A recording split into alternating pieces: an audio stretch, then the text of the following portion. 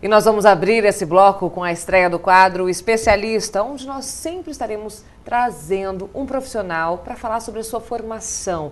E o que é importante nesse quadro é para falar sobre a especialização dele. E eu recebo hoje aqui o advogado Dr. Hilário Bock Júnior, que é especialista em Previdência Social. Bem-vindo, doutor Hilário. Prazer recebê-lo no nosso AppTV. Eu que agradeço o convite e tudo depende da gente para esclarecer os problemas sociais também. Estamos aqui à disposição. Obrigada. Doutor, fala um pouquinho para a gente da sua formação. Olha, na verdade eu formei como advogado e durante o exercício da atividade profissional de advogado nós percebemos que existia uma carência muito grande na área previdenciária. Até porque grande parte do serviço previdenciário é feito diretamente fora do fórum, fora do contato com o judiciário.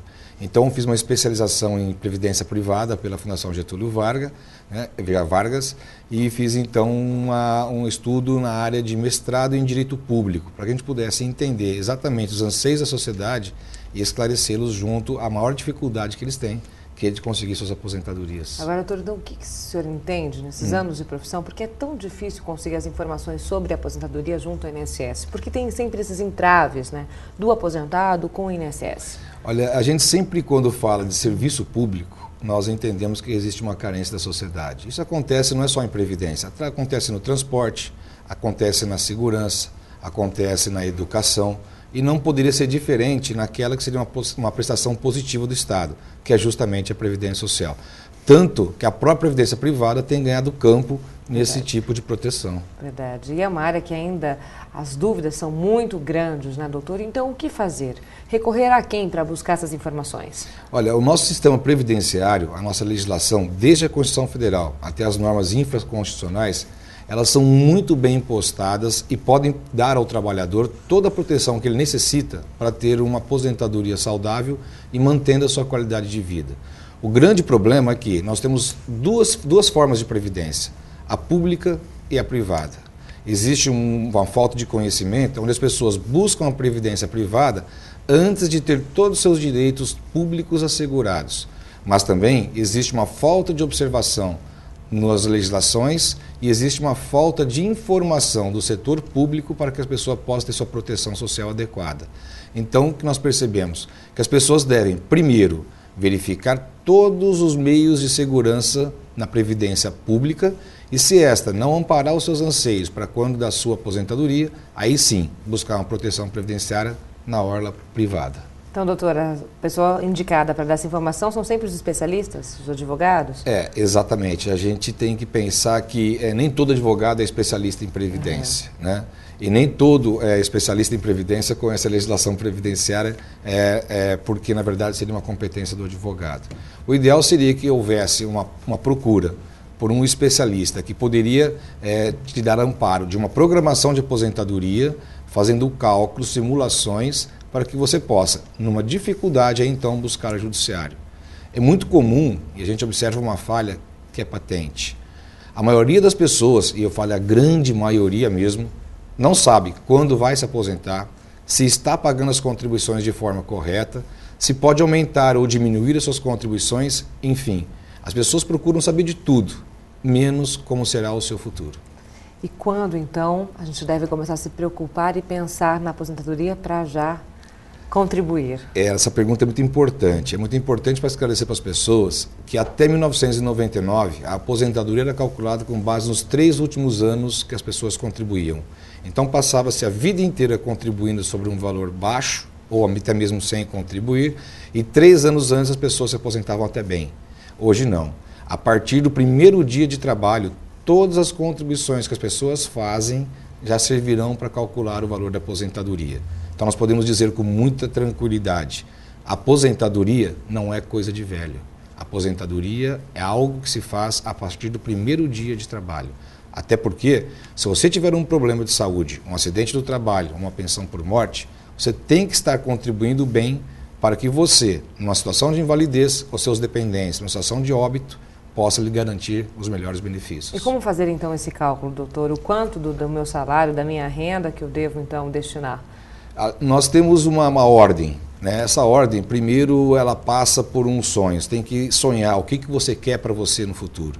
Segundo, você tem que passar por uma situação chamada de poupança. Você tem que poupar para que esse seu sonho seja realizado. E terceiro, fazer um diagnóstico. Como que eu vou poupar para que este meu sonho seja realizado? Nós temos uma série de empresas especializadas em programação de aposentadoria, especialistas na programação de aposentadoria, que é também a minha especialidade, acho que é pela razão que eu estou aqui, né? Para que nós possamos fazer exatamente um diagnóstico para dizer para a pessoa o que ela deve fazer. Porque existem muitas pessoas que pagam contribuições altas e têm aposentadorias baixas. E tem muitas pessoas que pagam 1 ou 2 contribuições altas e acabam tendo um benefício saudável. Então, só tem uma forma de você resolver o seu problema do futuro. Chama-se planejamento. Se você não fizer um planejamento previdenciário, com certeza você não terá um benefício saudável. Qual é o teto atual da aposentadoria, doutor? A aposentadoria hoje, do serviço público, ela é calculada na base de R$ 3.600, arredondando, mais alguns reais e alguns centavos. É por isso que aquelas pessoas que ganham mais de R$ 3.600 jamais atingirão o seu padrão de vida se não fizerem uma previdência complementar. Então, a partir desta pergunta, eu posso dizer simplesmente para você que aquelas pessoas que ganham mais de R$ 2.500, porque mesmo com um teto de R$ 3.600, ninguém aposentará com mais de R$ 2.500. Existe já uma perda já no momento da concessão da aposentadoria.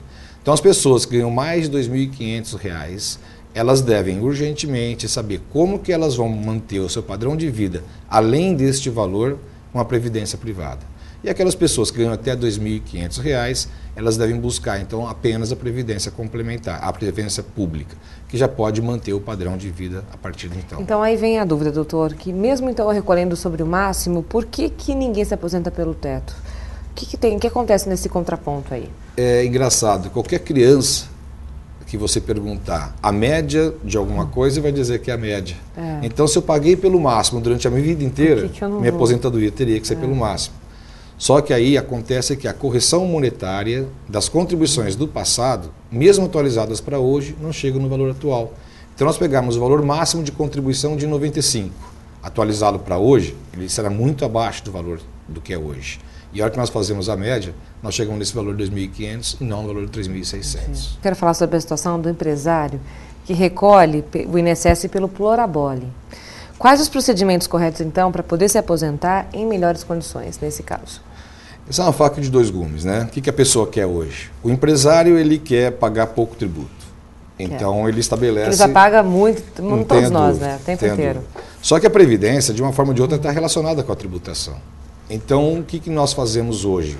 Todas as pessoas que são empresários, que têm uma pessoa jurídica, elas pedem para o contador fazer um plano de contribuição, onde elas paguem o menos possível mensalmente, e aquilo que elas pagariam, eles fazem uma distribuição de lucro em determinados períodos. Então, as pessoas fazem um prolabore de um salário mínimo. Essas pessoas, com certeza, irão se aposentar com um salário mínimo, né? Hoje, ela está tendo um ganho muito grande em termos de contribuição reduzida. Agora, a pessoa tem que saber que essa contribuição reduzida gerará benefícios reduzidos. Então, ela tem que pegar esse ganho que ela tem na distribuição do lucro e investir numa previdência complementar. Então, a única forma que a pessoa que tem um prolabore reduzido, que não está relacionado com o ganho que efetivamente tem, é investir parte da distribuição de lucro em algo que vai garantir na aposentadoria um benefício complementar. Aí a pessoa teria como única forma uma previdência complementar, previdência privada. Doutor, o grande objetivo desse quadro é a gente falar sobre a especialização. Então, como é que o senhor vê a importância de um profissional ser especialista, com conhecimento de causa na sua área de atuação? Olha, cada vez mais o mundo tem ido para a especialização, né? Nós verificamos que na área médica, isso aconteceu muito antes do que na área jurídica ou na área de engenharia, em qualquer outra área, né? Hoje não, já há algum tempo, nós consultamos com um clínico geral que vai nos dizer quem é o especialista que irá nos atender. Né? Isto porque a necessidade maior do ser humano é a saúde. Então, óbvio que isso vem à frente. Então, nós podemos dizer hoje que nós tivemos no passado 2 tipos de advocacia, né? A de direito privado e a de direito público. Hoje não se concebe que um advogado ou um especialista consiga fazer tudo.